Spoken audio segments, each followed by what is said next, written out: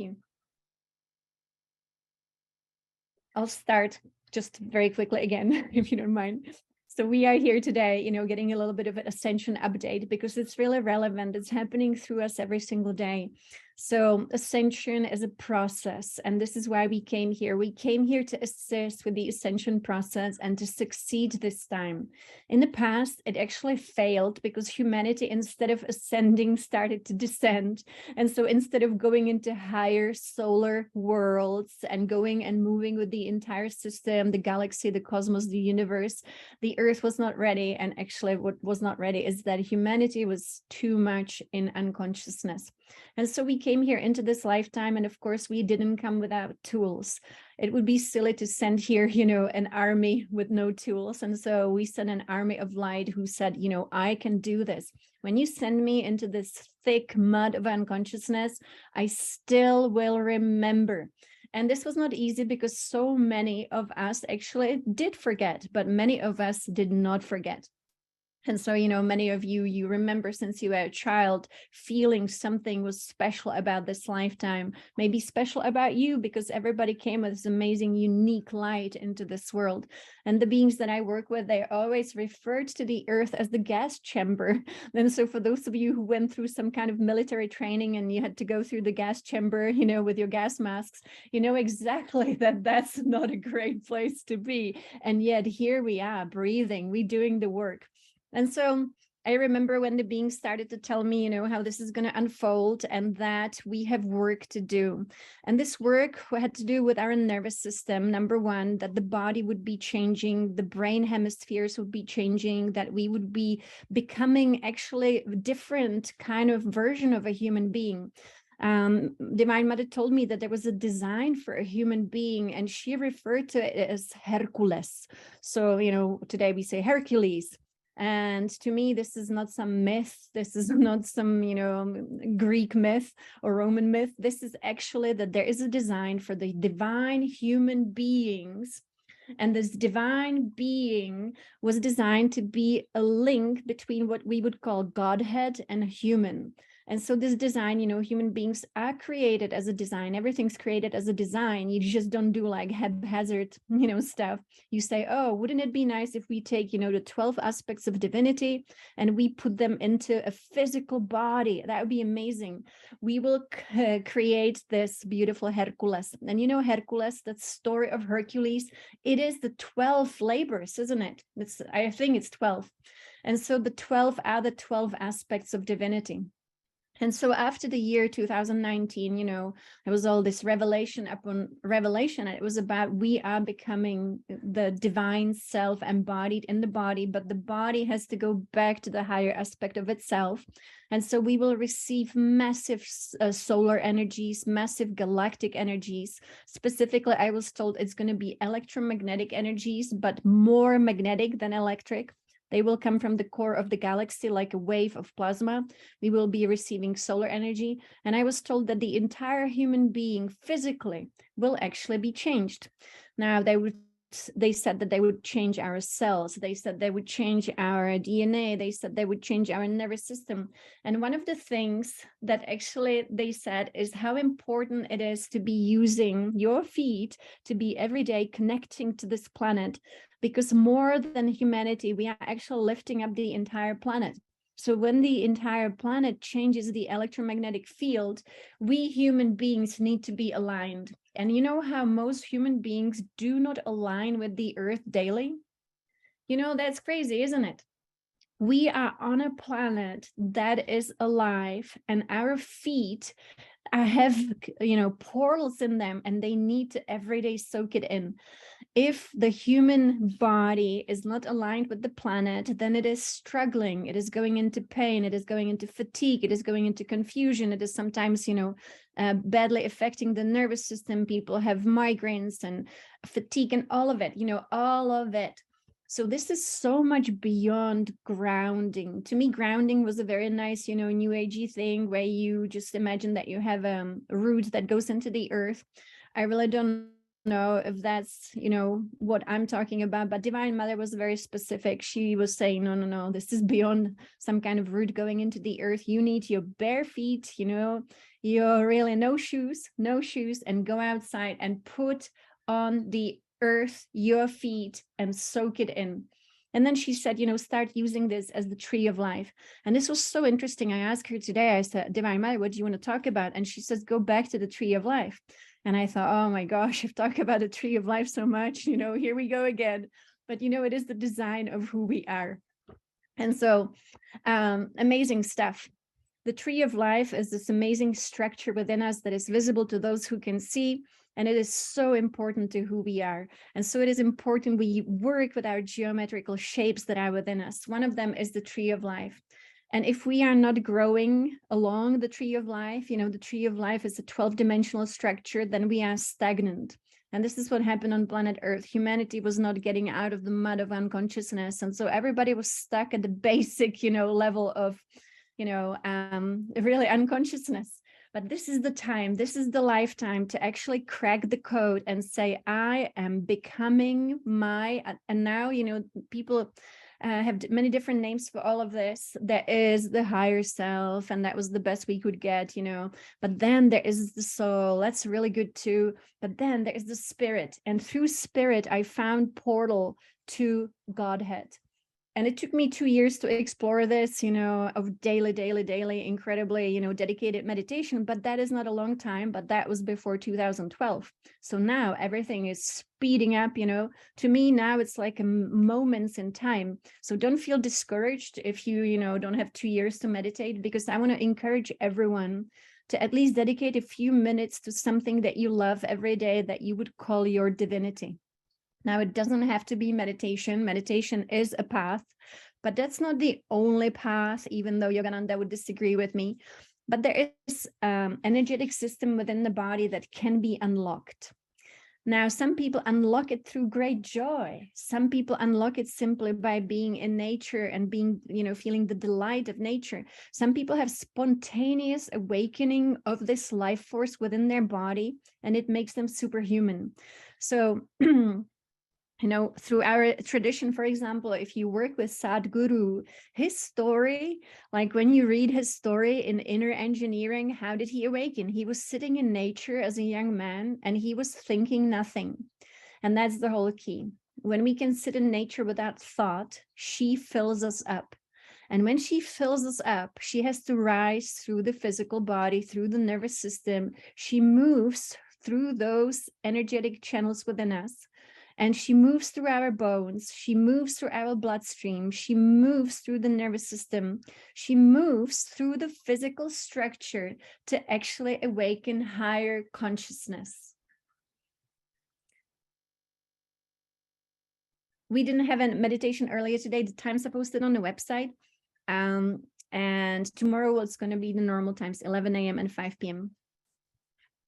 And so there are stories upon stories when a human being sat outside in nature in simple emptiness and she took over. And this is our design. She does want to take over. And what happens? Look what happened to Sadhguru. He became such a sweet, knowledgeable soul, you know, and look what happened to every mystic who simply contemplated nothingness or just simply was sitting outside and was just not thinking, because the thoughts that we usually have are filling us up with nonsense. They are not very useful. And so it is the thoughts that we have, they come from the distorted nervous system from the left and right hemisphere that is not working as one. And so right now we are being so beautifully rewired that our nervous system will start perceiving things differently. We will have new consciousness arising in us, but we have to listen, because this is a change. You and me will know. We will know that we are changing. My recommendation that Divine Mother gave me, if you are right-handed, use your left hand as much as possible. She told me this years and years and years ago. When I asked Godhead, I said, what is the most important thing I can do for my very selfish spiritual evolution? When I didn't understand the magnitude of this mission. Thank you for the beautiful picture. I love it. Yay. And so, I was meditating and I was awakening this life force within me. And I said, okay, now that I'm awakened, you can feel when you awaken the life force within you, you become like being on fire. You have the, people call it Kundalini moving through you completely. And I said, okay, tell me, what is the most important thing I can do? And I suddenly, my third eye opened, the Om symbol appeared in front of me, and it was purplish, and it was shining at me and said, use your non-dominant hand. And I thought, oh my gosh, this is the big revelation. I was so disappointed because I didn't understand what it all means. And what it means, of course, as humanity, we are coming into balance. And so when I was told to do this, it was in 2006, way before 2012 and way before 2019 when we had the big changes. And so still, if you can, and this is my daily practice right now, so I use my left hand as much as possible, you program yourself to do certain things only with your left hand. And thank you for all the wonderful pictures of being in the earth, earthing with her, allowing her to get to know you through your beautiful feet. And so using the left hand. So for example, I love drinking tea because tea is information. All the herbs you will find in teas, you get new information from Mother Nature. And so mix it up, find some wonderful, wonderful herbs, and every day have communion with Mother Nature through some nice herbal organic teas, because she's giving you so much information. It's a transmission when you sit with your tea. And then always drink your tea with your left hand if you can. That's such a simple thing to do. Another thing that I started to do, which is really simple to do as well. And of course, if you drink water, always left hand. It's really great, very simple. And the other thing is start writing with your left hand, just as your like spiritual practice. So in the morning, when you do your journaling, one page with left hand, it activates the brain to a whole new level of mastery. You actually becoming, it's a mystery school practice. And so that's really fun, and get really good at it. Make it a piece of art, What if you are left-handed? Do we use your right hand? I would say absolutely, because the key was, I'm right-handed, but Divine Mother said, use your non-dominant hand. And so, create balance within yourself. There was a mystic in somewhere Bulgaria. Anybody knows his name? I think it was something like Romanov, something like that. And he was teaching people how to move in a balanced way. And they had to walk with their arms spread to the side. And I think Steiner did something similar as well. And it was about creating balance within the body. So think about your body. Thank you. Think about the body as being an amazing portal to your higher consciousness. When the body is aligned, your posture is so important. These days, when you walk upon the land, when you walk upon the earth, pay attention to your spinal arrangement. How beautiful is your arrangement? Are you an antenna? You want to be always an antenna. And so I just finished listening to the Emerald tablets that were written, tablets, into stone, by Toth, the Atlantean. So you can find the audiobook, and it's absolutely mind-blowing. It's something you have to listen to again and again to get it. It was written 36,000 BC by an Atlantean master who was really father of humanity then. And then he started the first colony after Atlantis fell. And he wanted to document the mystery, because humans at that time too lost the knowledge of the mystery. So he wrote these tablets, and oh my goodness, it's written for the mystics. You have to decode it. But I was going to play to you 1 minute. In the tablets, he teaches how to travel out of body. It's amazing. And if you've heard me speak about how to travel out of body, that's exactly what he teaches too. It is all about relaxing the bones, the muscles, the nervous system, the breath, and focusing on the third eye. And he describes this as his way of exploring all the different dimensions. So, let's lift up, always the posture. Always think of yourself as a receiver, really wonderful receiver. And Divine Mother, and I talked about this before, she asked me to sleep in an alignment too, meaning the head facing a certain way, and Thoth speaks about it as well, how to align your body with the magnetic field of the earth. But Divine Mother wanted me to speak in a way that is completely, like the Egyptian mummy, where your head is aligned with your spine, and that allows you to out of body. And we'll again, review the technique.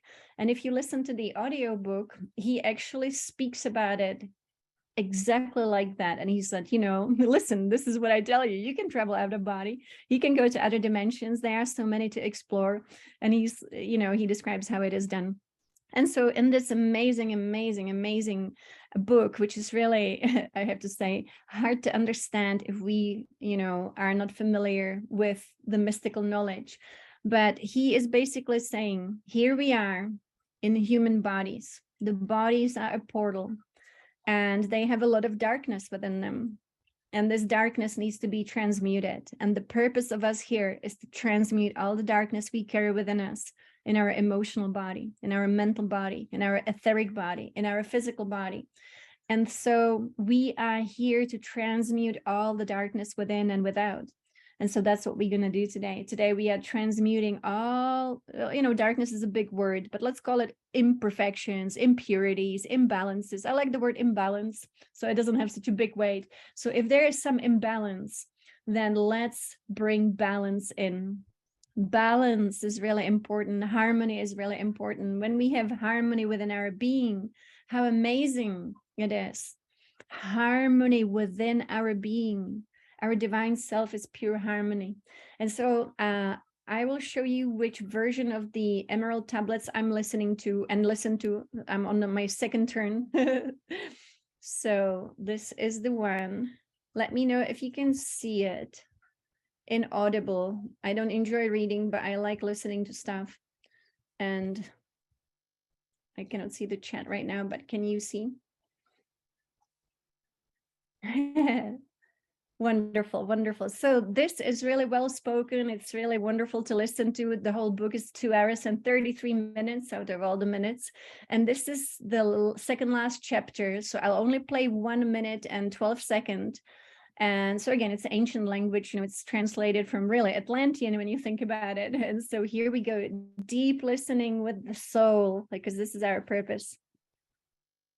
Supplementary, Emerald Tablet 14. List ye, O man, to the deep hidden wisdom, lost to the world since the time of the dwellers, lost and forgotten by men of this age. Know ye this earth is but a portal, guarded by powers unknown to man, yet the dark lords hide the entrance that leads to the heaven-born land. Know ye the way to the sphere of Arulu is guarded by barriers, opened only to light-born man. Upon earth I am the holder of the keys to the gates of the sacred land. Command I, by the powers beyond me, to leave the keys to the world of man. Before I depart, I give ye the secrets of how ye may rise from the bondage of darkness, cast off the fetters of flesh that have bound ye, rise from the darkness into the light. Know ye the soul must be cleansed of its darkness, ere ye may enter the portals of light. Thus I established among ye the mysteries, so that the secrets may always be found. I, though man may fall into darkness, always the light will shine as a guide. Hidden in darkness, veiled in symbols, always the way to the portal will be found.